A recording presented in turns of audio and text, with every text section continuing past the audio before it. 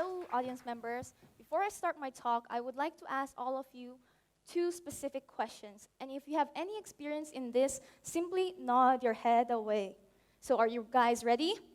Great. Question number one. Is there anyone in this room who had experienced anyone being hostile to them and ended up in a very frustrating situation? I see noddings, sure. Question number two. Have you ever spent time at any public transport stations or parks?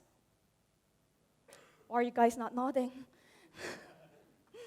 Because if you've lived in Hong Kong for a while now, you have probably, I hope most of you have already probably used the greatest, most convenient transportation systems of all time in Hong Kong, called the MTR.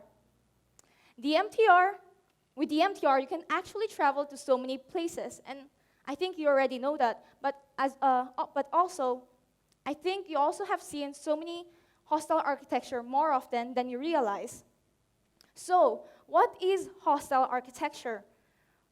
Recently, the desire to exclude unwanted people and unwanted behavior led to the establishment of what is called hostile architecture. And hostile architecture comes in many different names, such as defensive architecture, disciplinary architecture, excluding architecture, and as well as evil architecture. The names sounding more and more like it is a devil's work. And one prime example of hostile architecture are benches whose design prevents people from lying down on them completely. And they were also given unpleasant nicknames, such as anti-hobo benches or bum-proof benches.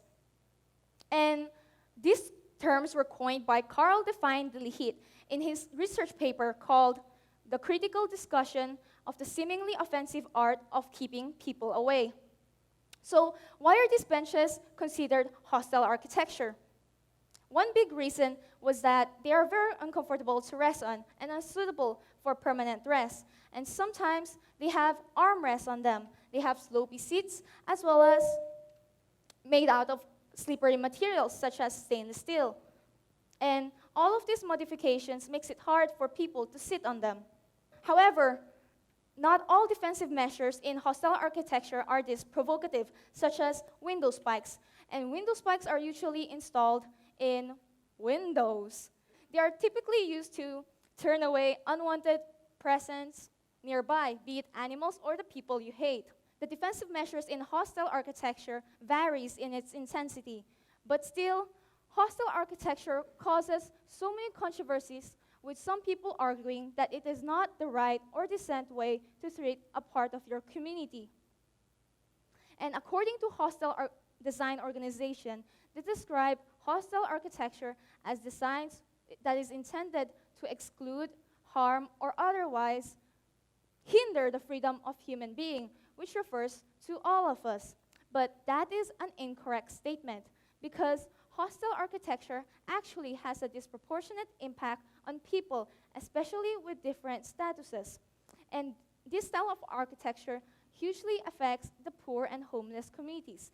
And this is one of its biggest cons. So, how do we, in Hong Kong, a city filled with the most innovative architecture and urban planning in the world, how do we get the right ideal balance of hostile architecture in the city?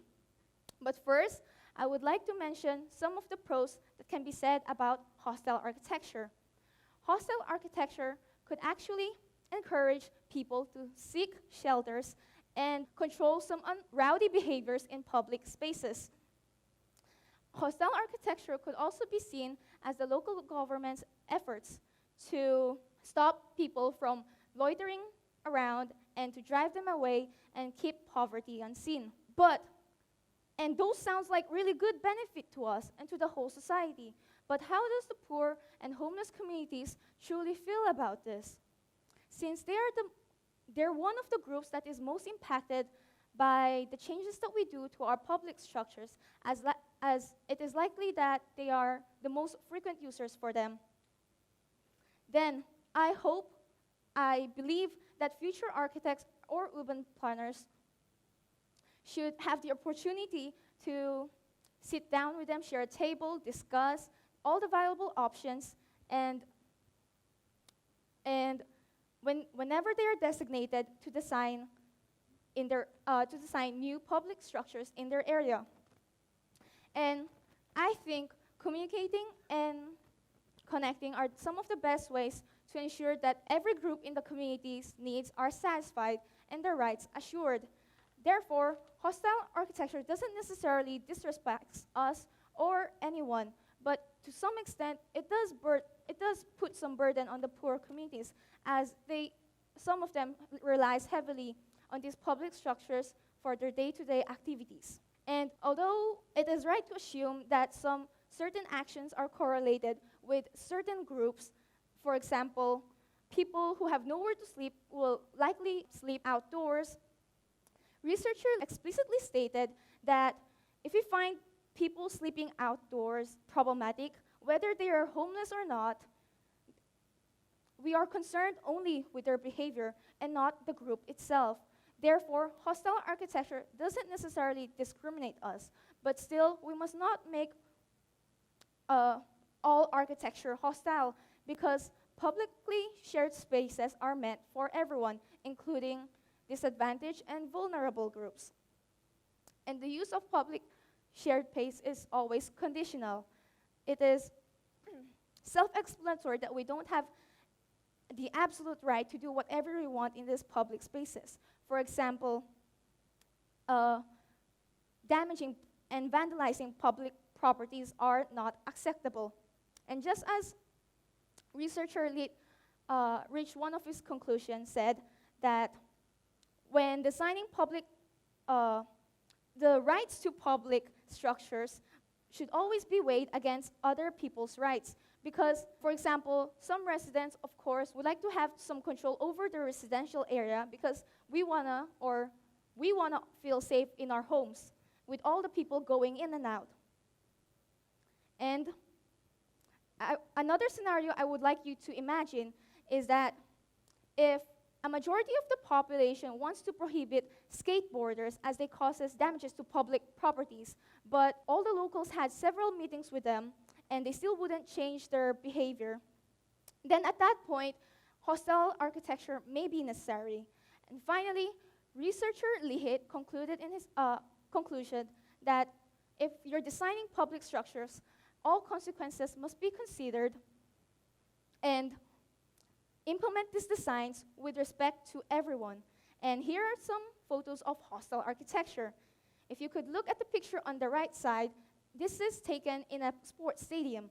And the sports stadium has armrests installed to prevent people from lying on them and sleeping permanently on them overnight. And on the right-hand picture, if you traveled by the MTR today, if you walk from the Kowloon MTR station to this destination, you might have encountered this on your way. And this is a shaded shelter.